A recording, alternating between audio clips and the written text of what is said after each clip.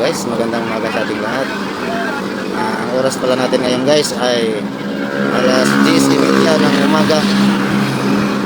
At ngayon pa lang tayo mag-aalmusal dahil kailangan mo nang kumita para mayroong pangbili ng pagkain. Ganito ang buhay ng mga driver guys. Kailangan mo nang maghanap ng pera bago tayo makakain. Ayan, kung nakikita nyo sa sobrang tipid dahil sa walang tigil at hindi pa natin alam kung kailan matapos ang gera ng Iran at saka Israel at saka Amerika. Ito na yung resulta.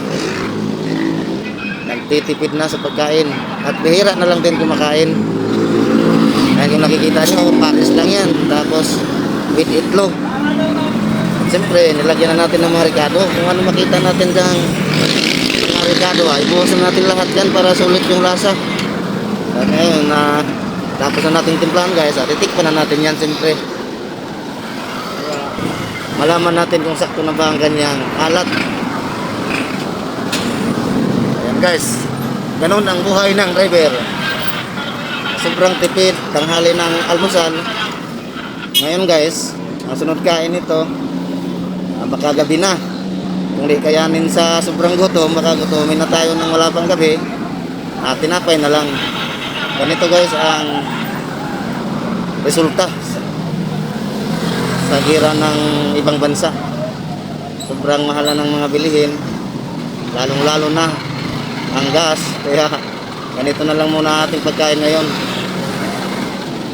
Ang binibilisan ko na guys kaya para hindi kayo magsawang manood yan ba. Ingay-ingay pa ng mga motor dito. Sarap na sarap ako dyan guys dahil pagka ako nagtimpla sigurado masarap yan. Yeah! Araw-araw sa biyahe, tara na let's go! Sa kalsada ang kwento, araw-araw trip.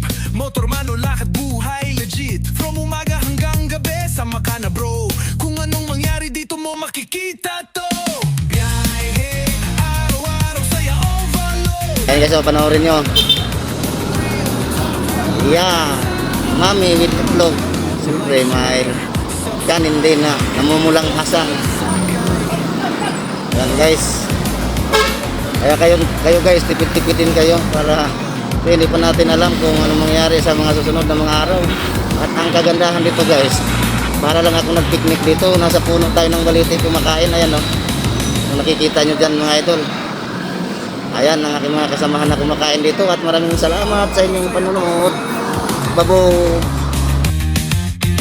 Real talk, real life, kahit saan road. Like, share, subscribe. ETV Vlogs, tara sakay.